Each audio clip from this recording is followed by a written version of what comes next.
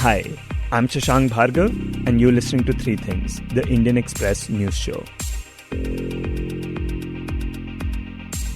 India right now is witnessing a massive second wave of COVID-19 infections. On Monday, the country had reported its highest single-day rise with over 1.68 lakh cases. And even yesterday, there were over 1,61,000 cases reported in the country. With this rise, India has become the country with the second highest number of cases globally. And in this regard, we are second to only the United States. This surge is also happening at a time when large political rallies have been taking place in states like West Bengal, where thousands gather without masks and no possibility of physical distancing. Many such rallies have been carried out by Prime Minister Narendra Modi and Home Minister Amit Shah. Moreover, right now, Kumbh Mela, the Hindu religious festival, is going on in Haridwar, where lakhs of devotees are taking part and bathing in the river Ganga. On the day that India reported its highest single-day rise, over 28 lakh devotees had turned up for it. As cases rise, many state governments are contemplating lockdowns. And because of this, many migrant workers have once again started going back to their hometowns. But would lockdowns be an effective strategy right now? To what extent would the current vaccination drive help? And what do we know about the role of different COVID-19 variants in this current wave? And how different is this wave from the previous one? In this episode, we talk to Dr. Giridhar Babu, the head of Life Course Epidemiology at the Public Health Foundation of India, and who is also a member of the Karnataka COVID-19 Technical Advisory Committee. He answered these questions for us. Dr. Babu, as we know, India is grappling with the second wave of COVID-19 infections. On Monday, we had recorded our highest single-day rise, and India has become the country with the second highest number of cases globally. Now, this kind of rise has come as a surprise to many, including some health experts. Did it come as a surprise to you as well?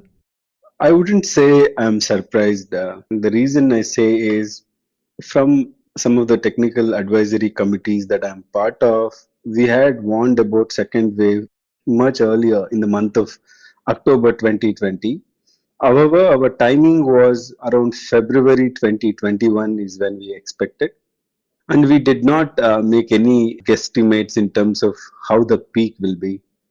But the way the cases are surging, the speed at which the transmission is going on, that's the part where we are learning so much new about this virus.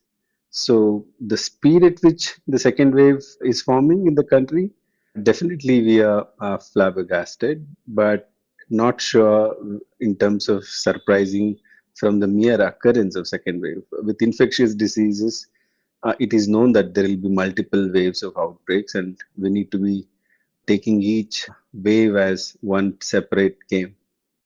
Okay, so then what is the reason, or rather, what are the reasons that we are seeing this kind of rise right now? Any outbreak is a result of collection of people who are more and more susceptible. By that, the more the uninfected people are, the moment it reaches a threshold and crosses it, that's when an outbreak occurs. Now, with novel coronavirus, it is even more complicated. With most other viruses, it's probably only one type of virus, but here you also have the virus probably changing.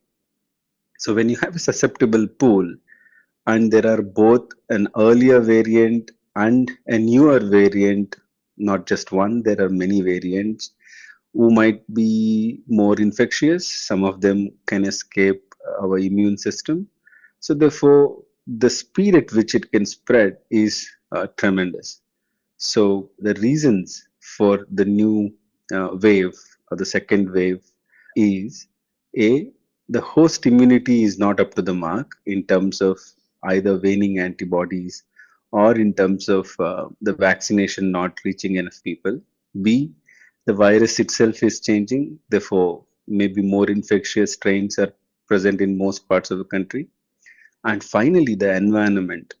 Almost everything we do is conducive for faster transmission of the virus, be it full of cinemas or melas or political rallies. So we have created a perfect environment for faster transmission. On top of that, the virus is probably more infectious, and that's why we are here. Okay, so you mentioned these three things: not enough people getting vaccinated, you have people not following proper COVID-19 guidelines, and these different variants. Let's talk a bit more about these variants. Is this virus mutating a lot faster than other viruses that we have seen in the past? Now, viruses are known to undergo these regular changes. Now, the higher the circulation, it means that more and more people are having this virus, harboring the virus, and also the virus is replicating in many folds. The more the replication, higher are the chances of errors. Some of these errors will lead to mutations. Not all mutations are probably worth of concern. Few of them might change in the structure of protein, and that's when, even among them, few of them might be more infectious or maybe conferring the immune escape property. Therefore, even to prevent the newer variants of concern, containing the transmission is very important. Second, probably some of the immune escape variants and more infectious variants have been induced in people who have received immunotherapy. They, especially if they're immunocompromised and they've received the plasma therapy. At least the earlier variant, UK variant, has been traced to one such patient. So maybe there is a perfect immune environment where these viruses are programming themselves much faster. So it's as if we are contributing to more variants of concern, both by allowing it for high circulation and also doing things like plasma therapy in immunocompromised people where these variants are emerging. And is there any one variant that is more worrisome than the other? We understand that in Maharashtra, for example, this double mutation has been found in 15 to 20% of the cases, at least according to some reports. And in Punjab, 80% of the cases have seen the UK variant. So do we know whether one variant might be more worrisome? I mean, to be precise, we do not have the robust data that we can use it to quantify which is more worrisome than the others. Let me explain. There are probably more indigenous variants of concern than the imported ones because there is high circulation going on in most places as we speak. Now, we haven't done enough samples in terms of genomic sequencing, even though the government says we should be doing 5% of all the samples subjected to genomic sequencing. We are nowhere near that. Not just that, all the clusters should be thoroughly investigated to see what kind of variant is present. We should also be doing this in the contacts, and we should also be doing something called in vitro testing, where cell line cultures will have this virus to see how infectious it is. Without doing any of this, or without doing reasonably in enough number of samples, we simply cannot say which variant is more of concern in India. Currently, in the absence of such data, it is safe to assume that there are probably more than few variants of concern, which are the leading cause for the steep rise in cases. And also in this second wave, what has changed in terms of, who is more likely to get infected this time? And I ask this because now there are reports that more younger people are getting infected by the virus. Yeah, that's true. More and more younger people are getting infected with this virus, mostly because either they are the ones who are in frequent interaction with the other members of the society, and also because the virus has to find who is not infected yet. So, therefore, as a result of these two, more and more younger folks might be at risk of getting the infection. It doesn't make the virus probably more affecting only younger. There's no change in the virus property as such. This is a result of what's happening in terms of the overall susceptible pool. In addition to younger predilection, there is also a possibility which we are seeing most clusters, the presentation of the clinical symptoms.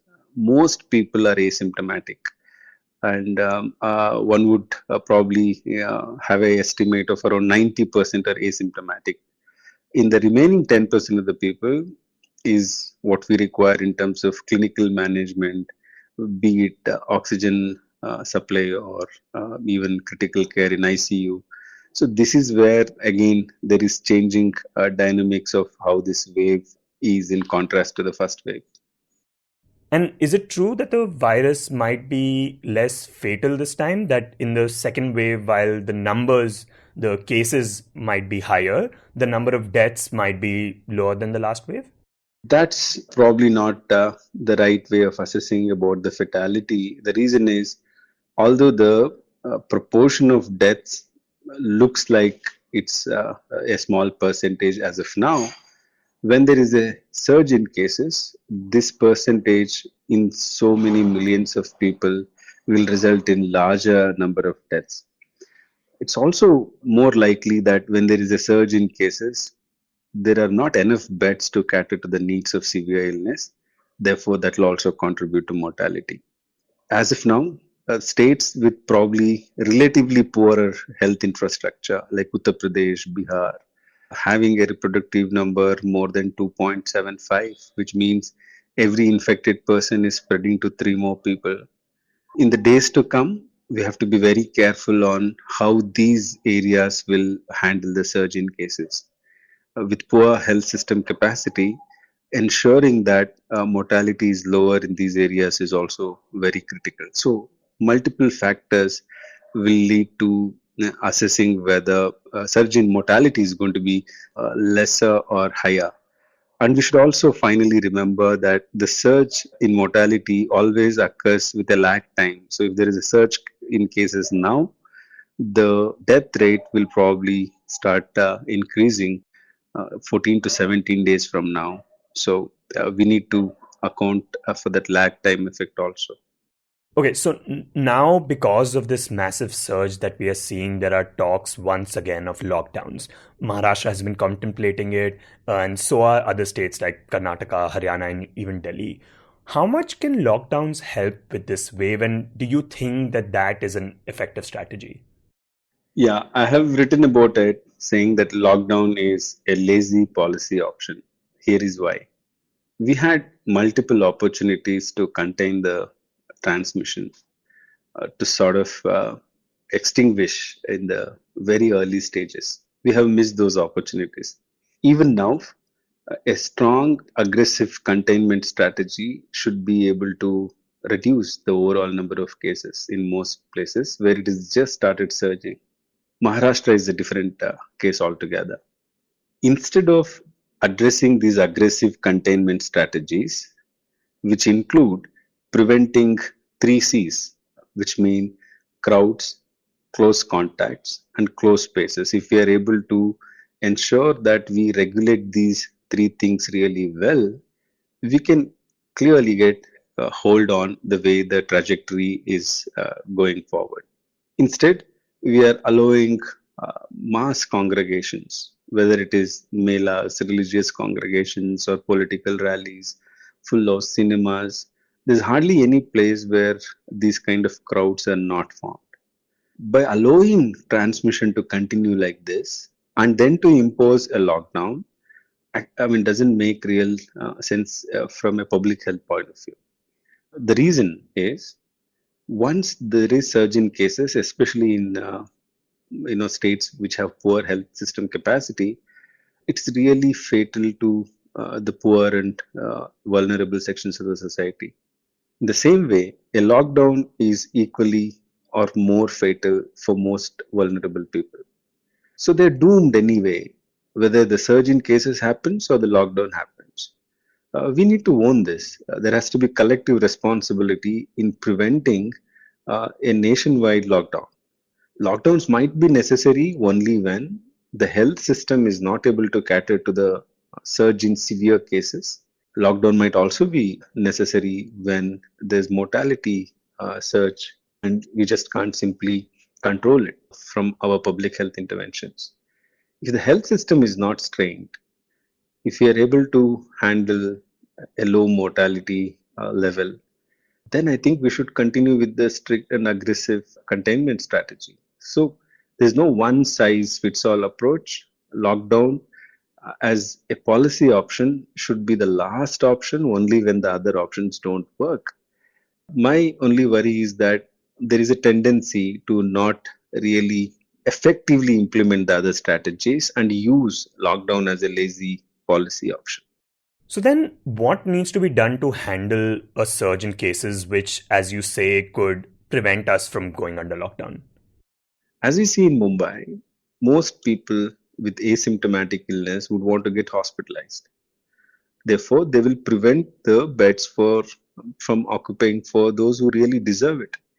So we have to have a clear policy. Those who deserve oxygen supplementation, they should never be denied any bed anywhere in the country. If that's the policy, then all the asymptomatic persons should be staying at home, in home isolation or in COVID care centers, which is taken care by government or other NGO sectors. That's when we'll reduce the load on the hospitals. That's when the treatment of the severe illness can be effective. That's how we reduce mortality. So I think for the second wave, we need to have a clearly different strategy than lockdown. Last year, I have argued lockdown was necessary because we had to prepare the health system to tackle the surge in cases. We also had to ensure the speed of transmission will be reduced. Therefore, I, on record, I can say that lockdown did help in reducing the overall adversities associated with the first wave. The second wave, there is no rationale for having a nationwide lockdown because the health system is already ready and the speed of transmission is really high in some of the states already. So there's only little that we can do in these objectives by imposing a lockdown. So we need to have a clear policy on lockdown. Dr. Babu, the other thing that you mentioned earlier was that people aren't following COVID-19 protocols, right? You mentioned rallies, you mentioned religious functions, the Kumbh Mela is happening right now where millions of people are gathering. What do you think the government needs to do to get people to change their behavior and attitude? And to what extent do you even think that's possible? I am an eternal optimist because in a country where we don't follow traffic rules properly, we were staying at home for many months. None of us were attuned to wear mask, but as a country, we did follow masking for a very long time. Physical distancing was hardly a reality anywhere in India, but that was also possible last year. If you see what changed from last year to this year, I essentially list two things. One, the communication from the government. We saw effective leadership in the first wave where there were very convincing pleas by none other than the highest office of the country, urging people to follow physical distancing and masking. Even though that is there even now, the amount of seriousness with which it is perceived by people is different.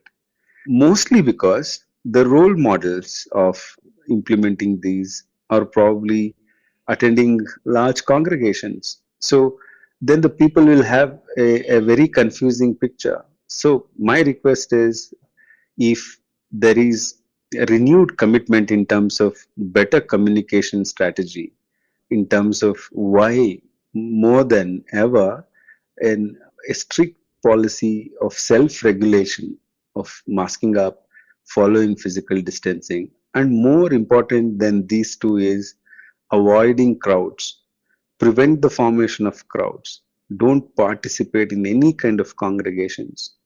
Make sure you wear mask in closed spaces and closed settings. If you are able to do this with renewed communication from the government, I think we can again regroup and re-energize towards a better implementation.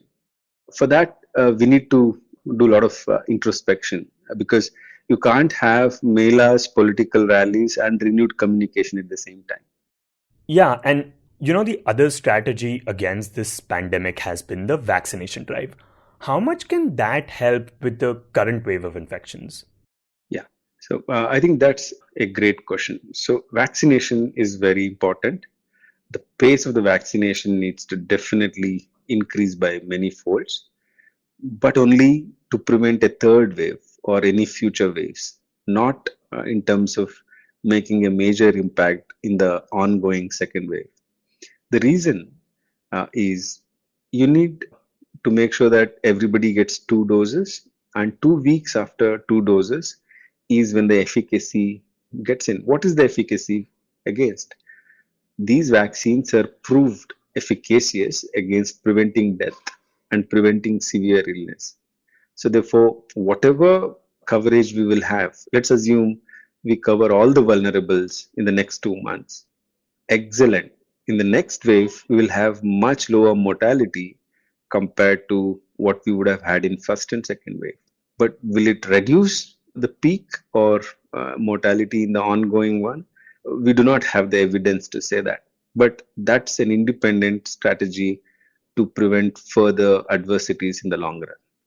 Also, there are states like Maharashtra, Chhattisgarh, Odisha, and Andhra Pradesh that have been reporting a vaccine shortage. How big of a problem are we assessing this to be, and to what extent do you feel India should ramp up its inoculation drive?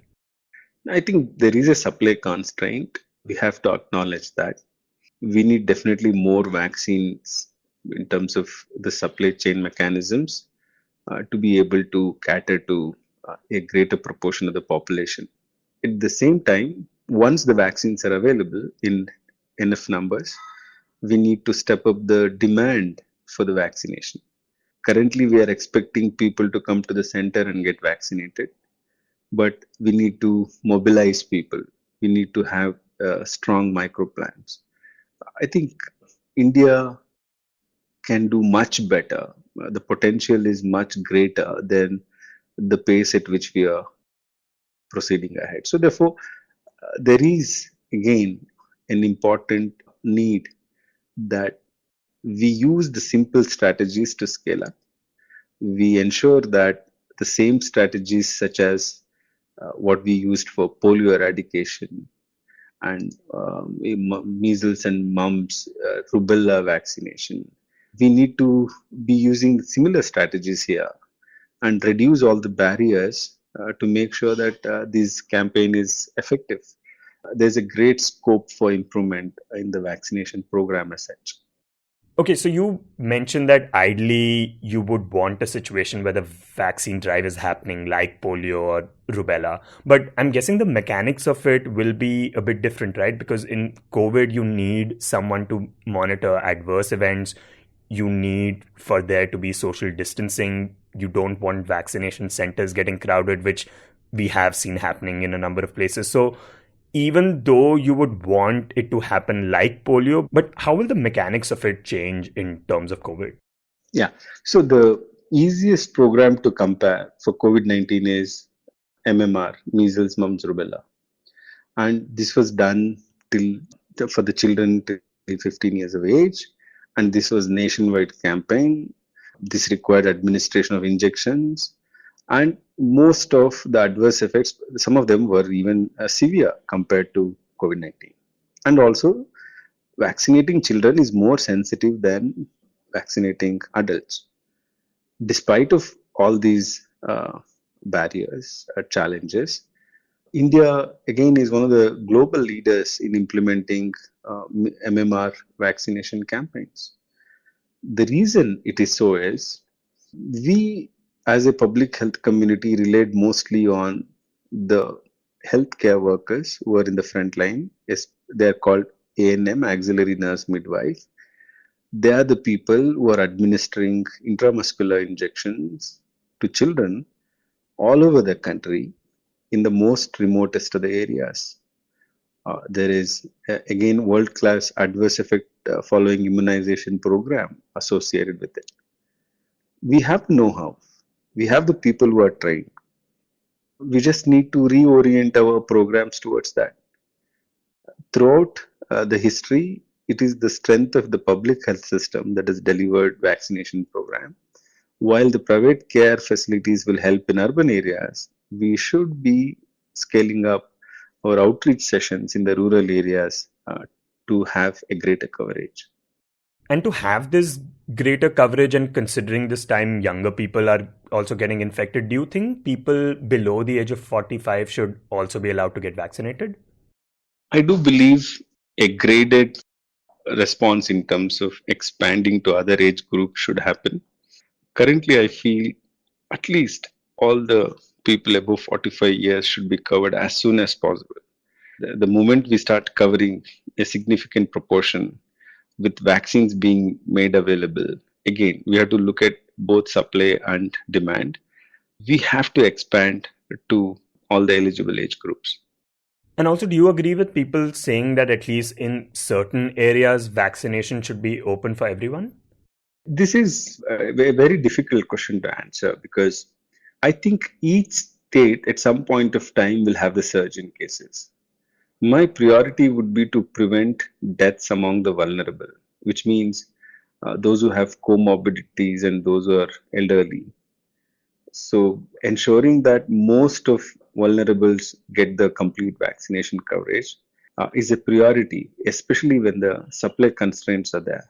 If we have unlimited supply, then everybody above 18 years should get vaccinated. I think this is a fine balance the governments will have to walk. And Dr. Babu, what important lessons do you think the first wave should have taught us, but we have failed to learn and are not applying to this wave? So there are many lessons, but whether the systems have incorporated these lessons as part of corrective actions is the question. So one of the things which we kept saying is that we need better contact tracing. And we knew that to do better contact tracing, we need more manpower, especially in urban areas. If you look at what kind of corrective actions we have taken, how many health workers have been recruited on a permanent basis, it will be dismal. Even where contractual workers were hired, they were not paid on time. Now they are not there. So, if we do not change the way we take care of public health, there will be more pandemics in future. Each time we cannot afford to do some reactive measures. One of the main challenges is strengthening the human resources, especially in urban areas and remote rural areas. If we don't do that, then we will have similar problems as we move ahead with multiple waves and multiple pandemics in future. What we have learned is at least some state governments have stepped up oxygen supply in the public health system. As a result, there are more people being taken care in the government hospitals when there is severe illness. So these are good lessons incorporated. Wherever such lessons are incorporated, we should scale it up across the other states. In terms of better treatment protocols, better mechanisms of referral, some states do well, some states don't. So there should be shared learning in terms of incorporating the lessons learned. Now, the greatest strength of the pandemic was collaborative approach. Instead of having a one-time collaborative approach, we should institutionalize these kind of mechanisms for entire public health. And do we have an understanding of when this current wave is expected to peak? I am looking at several models. At least in the case of Maharashtra, it looks like by first week of May, it will start going down. And probably towards the end of May is when the entire wave country will start going down. But we can be wrong in these estimations looking at these models because things can change. Things can change in terms of what actions we take, what kind of vaccination coverage we are doing, at least for the next wave in terms of starting sooner, what kind of containment measures do we do, which states go into lockdown. So there are several factors which will change these things. Okay, so my last question to you is, what do you think remain the biggest unknowns for you about this second wave? We really don't know how the virus has sort of transformed within this country. What are the new variants of concern which are probably homegrown, probably more infectious, and some of them might be even escaping the immune response. We don't know how the children are going to respond to this because there are not enough studies done there. And what about vaccines in this age group? We don't know how long we need to continue with this. So, as one of our great collaborators, Brahma, puts it, there are many unknown unknowns. So, we are learning with each step. You were listening to Three Things by the Indian Express. Today's show was written and produced by me, Shashank Bhargav, and was edited and mixed by Suresh Pawar. If you like the show, then do subscribe to us wherever you get your podcasts. You can also recommend the show to someone you think will like it, share it with a friend or someone in your family. It's the best way for people to get to know about us. You can tweet us at Express Podcasts and write to us at podcasts@indianexpress.com.